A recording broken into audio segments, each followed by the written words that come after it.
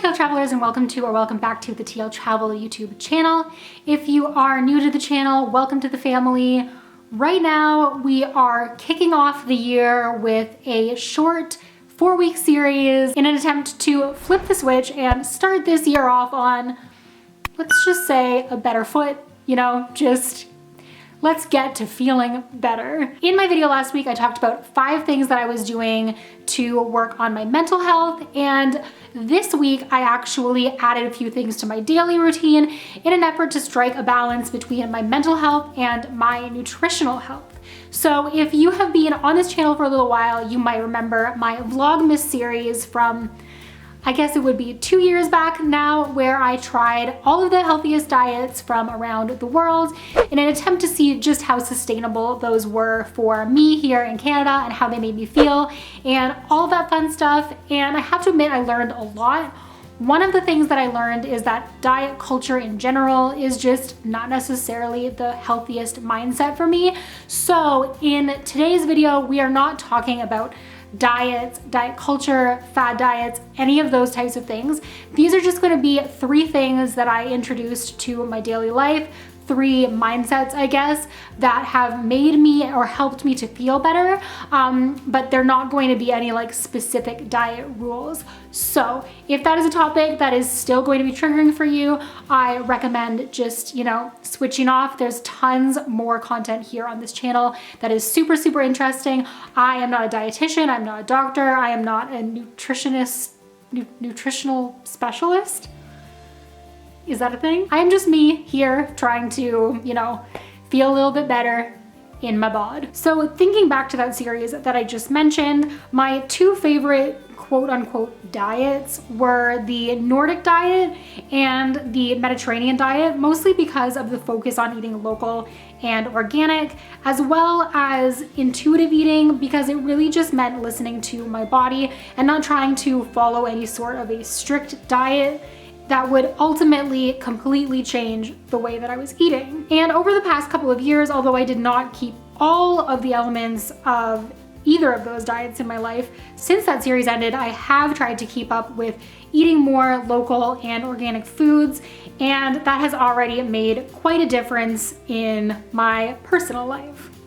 So in addition to all of that, I also added 3 new elements to my week this week. The first one being one that I was dreading, but I knew it was coming, and that is the tea coffee situation. Now, one of the most common things that gets recommended to me anytime that I talk about wanting to feel better and wanting to feel healthier is the switching out coffee and tea. And I believe it was in the Japanese diet that I tried where an abundance of those comments and DMs that came from that video were about how you don't have to cut coffee out completely, because that was something that I struggled with a lot. So this week, what I did was, instead of starting each morning with a coffee, I started each morning with a tea. And while I didn't cut coffee out completely, I did usually have a kick somewhere in the mid-afternoon range. Yeah, I wanted to give tea another go. And I will say that for the first probably 3 or 4 days of my week, I didn't love it. I found that by the time that the afternoon came around, I really needed that extra jolt. But by the end of the week, and today especially, now that it's kind of more part of my schedule, and I think that my brain is recognizing that it's not going to get that coffee right away, it has been making me feel better. So quick update, it is 1:15 p.m. This is day 4 of starting my day with tea and not coffee, and this is officially the first day where it has gotten to be the afternoon and I have not been craving and needing a cup of coffee. So no more headaches, no more I'm assuming withdrawal type symptoms, and I'm not feeling exhausted all morning. So 4 days, and yeah, good to go. The question is, should I have a coffee now, or do I wait it out? A few moments later. Okay, so I got a coffee. I love my coffee, but I compromised on half a cup. So I can't see a time in my life where I'm going to eliminate coffee completely, but at least for the time being, I will be integrating this whole tea trick morning, evening, to the best of my ability.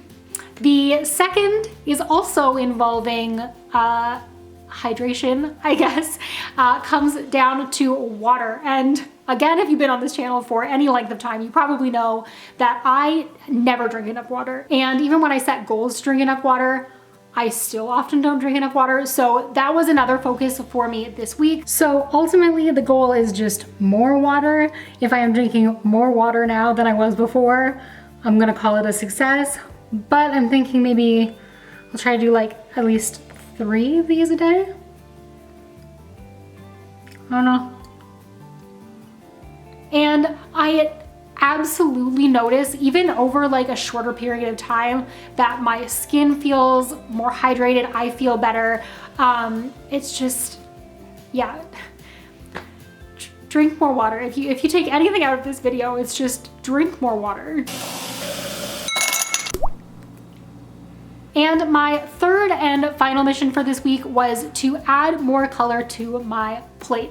And I feel like this is something that you hear so often, but making sure that you have like a diverse selection of fruits and vegetables and things like that in your diet, and not just that they're local and organic, does make a difference. And so that was also something that I was focusing on. And not only did I end up eating things that were better for my diet, but I also got to play around with some new recipes and just sort of like get my cooking creativity going, which, especially at a time like this, I really appreciated just like that extra little fun activity to have in my life. So I pulled the recipe for this salmon rice bowl from my Japanese diet recipes.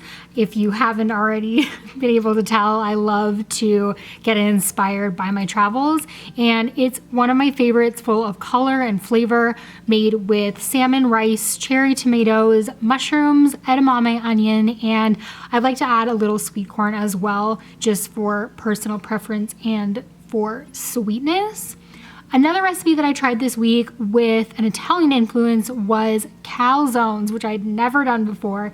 I made them with local organic sausage and mozzarella cheese, and then I added a spinach salad on the side with balsamic vinaigrette, and it turned out so much better than I had even expected. I was a little bit nervous about how the fresh dough would work, but it all turned out great, and I found that it was one of those meals where I didn't have to eat like a huge portion to be left feeling full, which was another bonus. Not, I guess, statistically the most healthy recipe, quote unquote, but as I mentioned before, my mission here is not to completely change the way that I eat, just more so to make sure that the ingredients that I'm using are healthier for me and that I'm still, enjoying food, because that's one of my favorite parts of life and travel. Also, I just want to take a moment to intervene with this and say, yes, very excited for calzones in the moment, but also like lighting setup, production for this vlog just needs some appreciation. So that's gonna be it for me for today and this video. Ultimately, I had a ton of fun integrating these small but very difference-making things into my life. So if you want to give any of these a try, or if you have been following along and trying some new things yourself to make yourself feel better in your body and your brain, feel free to leave them in the comments down below. In our next week of activities of this challenge, I am going to be getting out and really moving, so you're not going to want to miss that. Head over to the TL Travel Instagram if you want to follow along in real time, or catch us back here next Sunday for the results. And until I see you then, stay great, travel safe, stay healthy, and I will see you in the next video. Bye guys.